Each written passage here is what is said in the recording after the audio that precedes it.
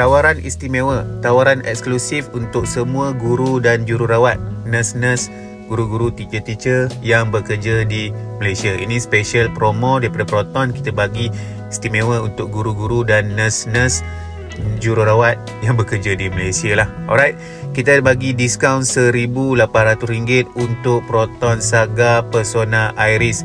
Normal diskaun ialah RM1,000, tapi untuk nurse dapat extra lagi RM1,800. Dan untuk servis, kita bagi percuma 1 tahun free service.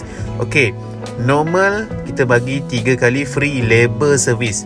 Maksudnya parts kena bayar, upah buruh free. Tapi ini untuk 1 tahun untuk guru-guru dan teacher-teacher, jururawat dan nurse sahaja. Special promo untuk bulan Mac 2025 ni, sempena Hari Raya, kita bagi additional 1 tahun percuma servis. Labor percuma, upah buruh percuma, parts, minyak enjin semua pun percuma 1 tahun.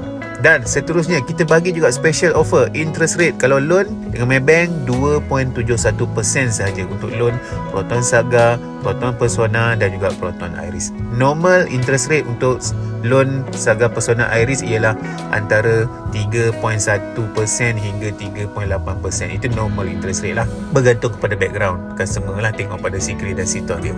Tapi sekarang kita bagi tawaran serendah 2.71% saja. Dia macam interest rate untuk kereta-kereta 1,000.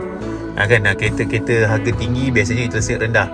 Kereta yang harga bawah 1,000 biasanya interest rate dia mesti 3 point something. Tapi untuk bulan Mac 2025 untuk guru-guru dan jururawat sahaja, special offer Mac 2025 sempena Aidilfitri, interest rate 2.71%. Okey, 3 benda utama special offer untuk guru-guru dan juga nurse. Sekiranya anda pertanyaan lebih lanjut berkaitan special promo untuk anda ni, boleh call atau WhatsApp saya di talian 013 405 4279. Assalamualaikum.